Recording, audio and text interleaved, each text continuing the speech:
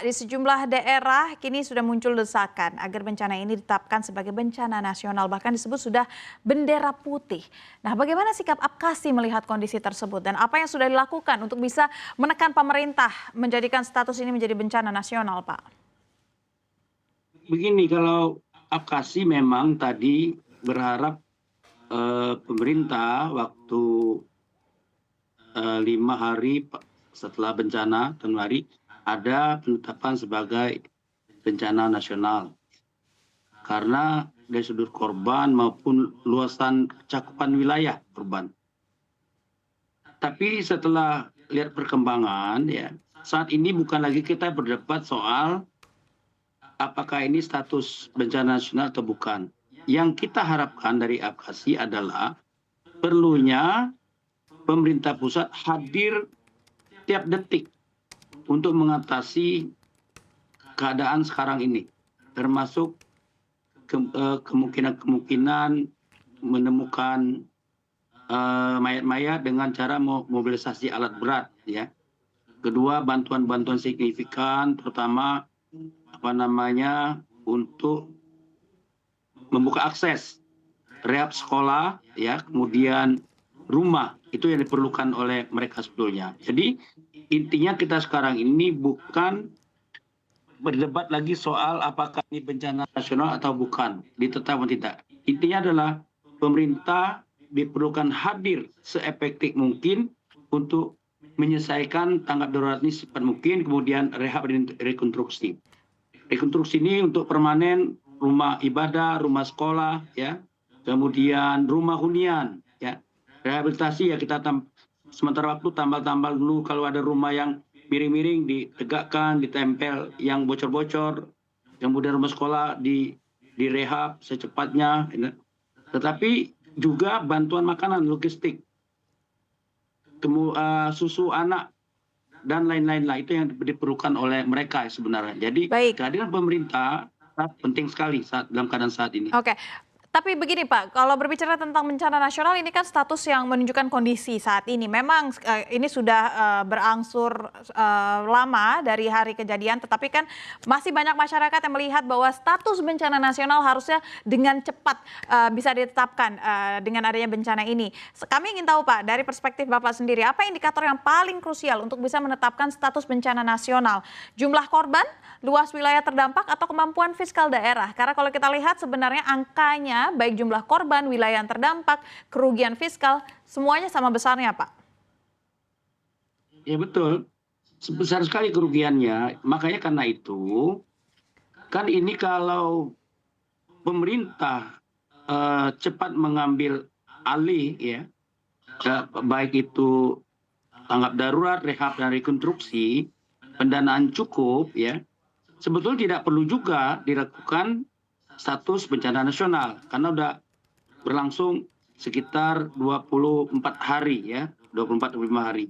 Sekarang ini harus dipikirkan adalah DPR mengajukan, diskusikan dengan pemerintah, berapa kira-kira anggaran yang diperlukan untuk menyelesaikan masa rehab rekonstruksi ini, supaya anak-anak bisa sekolah, rumah-rumah bisa dibangun, logistik tidak boleh terputus, karena itu menyangkut hidup mati warga kita, warga Indonesia yang kena dampak, terutama beras, gula, susu, kemudian alat-alat dapur dan sebagainya, karena itu banyak hilang dan hancur. Nah, itu yang diperlukan sekarang. Keseriusan pemerintah atau DPR mengajukan ke Presiden untuk mengeluarkan dana dari badan anggaran yang diperlukan. Karena di pemerintah itu selalu ada anggaran yang tidak terduga, ya, anggaran tidak terduga bisa dimanfaatkan untuk melakukan tanggap darurat sekarang ini, rehab dan rekonstruksi dalam beberapa bulan atau beberapa tahun kemudian. Nah, ini yang perlu dipikirkan oleh DPR, karena DPR punya hak dan wewenang mendiskusikan ini dengan pemerintah dari hati ke hati, ya. Jadi DPR punya peran penting untuk mengajukan anggaran kepada Bapak Presiden. Baik, kalau saya masih ingin berkutat di status bencana nasional, Pak. Sebenarnya, bagaimana jika status bencana nasional dinaikkan? Manfaat konkret apa yang paling dibutuhkan dan bisa langsung dirasakan oleh wilayah terdampak? Dan ada tidak sebenarnya ya menurut Bapak lihat perbedaan dengan pemberian status bencana nasional dengan tidak bencana nasional? Karena kita kan pasti semua masih bertanya-tanya kenapa bencana sebesar ini tidak ditetapkan sebagai bencana nasional? Jadi gini Bu, biasanya kalau bencana nasional itu langsung dibicarakan dengan DPR RI biasa. Waktu saya DPR tahun 2004 ya, waktu bencana 2006 ya, bencana tsunami ya, itu DPR bicara dengan pemerintah untuk menjadikan tsunami itu bencana nasional. Jadi memang intinya di DPR. Kalau kita cuma bisa bersuara. Kalau memang ini kan soal anggaran Bu, ya, menetapkan bencana nasional tidak bencana nasional itu.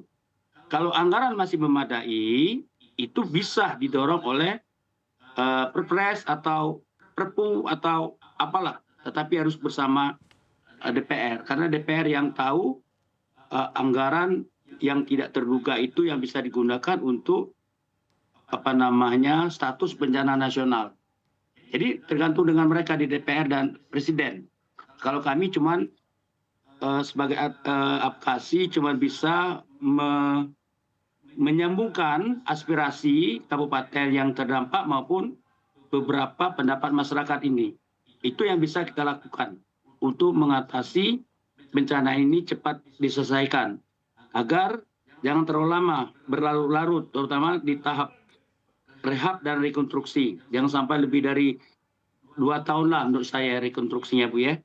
Kalau terlalu lama nanti sulit lagi membayangkan bagaimana anak sekolah ya, kemudian rumah tempat tinggal, kemudian memenuhi kebutuhan ekonomi. Kan ekonomi juga rusak Bu, sawah-sawah banyak rusak, hancur terutama di Solo banyak sawah itu.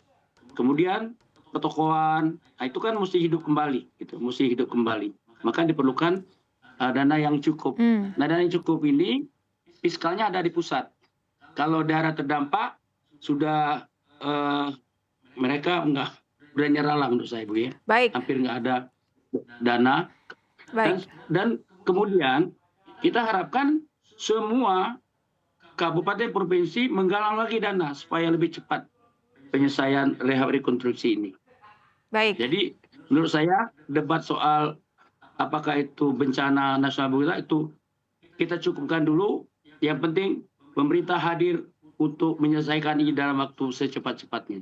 Baik, apa yang kini dilakukan Pak dan juga kedepannya akan dilakukan juga untuk mendorong pemerintah pusat mempercepat lagi pemulihan infrastruktur dan juga ekonomi daerah terdampak, karena memang masih banyak sekali wilayah-wilayah yang sampai dengan saat ini belum bisa menerima bantuan apapun, belum bisa menerima perbaikan apapun dalam waktu singkat Pak, silahkan. Yang pertama, pemerintah pusat harus mobilisasi alat-alat berat ya untuk memperbaiki infrastruktur dan lumpur yang menumpuk dan mencari jenazah yang belum ditemukan. Itu. Dan juga digunakan untuk membuka akses alat-alat berat itu. Yang kedua, perlu helikopter angkut atau Hercules diperbanyak untuk angkut barang ya. Saya mempermudah karena beberapa akses kan belum terbuka dengan baik. Jadi mobilisasi alat angkut barang harus diperbanyak ke daerah-daerah bencana. Nah, yang ketiga tentu mesti ada satgas yang memantau dari detik ke detik sehingga daerah bencana ini bisa dikontrol oleh Bapak Presiden. Sehingga Bapak Presiden meminta informasi dari yang paling bertanggung jawab terhadap bencana ini. Bisa melalui Pak Mendagri, bisa dibentuk satgas terbaru atau gubernur masing-masing di daerah, bisa aja. Supaya Bapak Presiden mendapat informasi update dengan peristiwa bencana seperti ini. Begitu, Sab. Ya, baik.